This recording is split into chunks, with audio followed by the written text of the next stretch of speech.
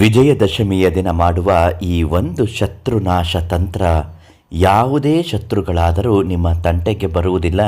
ನಿಮ್ಮನ್ನು ಕಂಡರೆ ಬೆಚ್ಚಿ ಬೆರಗಾಗುತ್ತಾರೆ ಹಾಗೂ ನಿಮ್ಮನ್ನು ಯಾವುದೇ ಕಾರಣಕ್ಕೂ ದ್ವೇಷ ಮಾಡುವುದಾಗಲಿ ಅವರಿಗೆ ಎಡಗಣ್ಣಿಂದಲೂ ಕೂಡ ನಿಮ್ಮನ್ನು ನೋಡಲು ಸಾಧ್ಯವಾಗುವುದೇ ಇಲ್ಲ. ಅಂತಹ ಒಂದು ಮಹಾಶಕ್ತಿಯುತವಾದಂತಹ ಶತ್ರುನಾಶ ತಂತ್ರವನ್ನು ಇವತ್ತಿನ ವಿಡಿಯೋದಲ್ಲಿ ತಿಳಿಸ್ಕೊಡ್ತೀವಿ.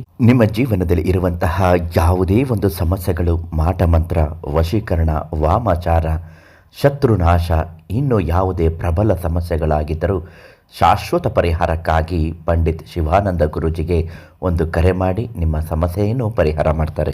1000 ಸಮಸ್ಯೆಗಳು ಇದ್ದರೂ ಕೂಡ ದೈವಜ್ಞರಲ್ಲಿ ಪರಿಹಾರ ಕೇಳಿದರೆ ಮುಗೀತು, ನಿಮ್ಮ ಸಮಸ್ಯೆ ಖಂಡಿತವಾಗಿಯೂ ಪರಿಹಾರ ಅಂತಲೇ ಅಂದ್ಕೊಳ್ಳಿ.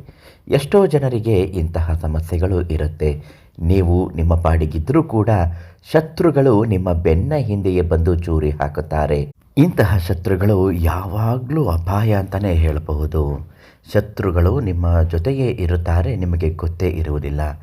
ಯಾವುದೇ ಒಂದು ಪಕ್ಷದಲ್ಲಿ ನಿಮಗೆ ಅದು ಕಂಡರೂ ಕಾಣದೇ ಇದ್ದ ಹಾಗೆ ನೀವಿದ್ದರೆ ಅದು ದೊಡ್ಡ ಪಾಪ ಅಂತಲೇ ಹೇಳಬಹುದು.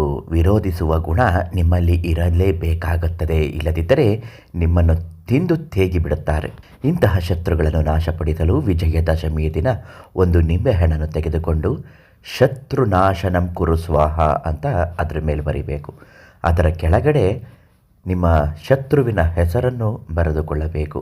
ಅದಕ್ಕೆ ಅರಿಶಿಣ ಕುಂಕುಮವನ್ನು ಹಚ್ಚಿ 3 ಬಾರಿ ನಿಮ್ಮ ತಲೆಯಿಂದ ಇಳಿ ತೆಗೆದು ನಿಮ್ಮ ಕಾಲ ಕೆಳಗೆ ಅದನ್ನಿಟ್ಟು ಕರ್ಪೂರವನ್ನು ಅದಕ್ಕೆ ಹಚ್ಚಿ, ಕರ್ಪೂರ ಸಂಪೂರ್ಣ ಉರಿದಾದ ಮೇಲೆ ನಿಮ್ಮ ಕಾಲಿನ ಹಿಮ್ಮಡಿಯಿಂದ ಅದನ್ನು ಚೆಚ್ಚಿ ಹಾಕಬೇಕು.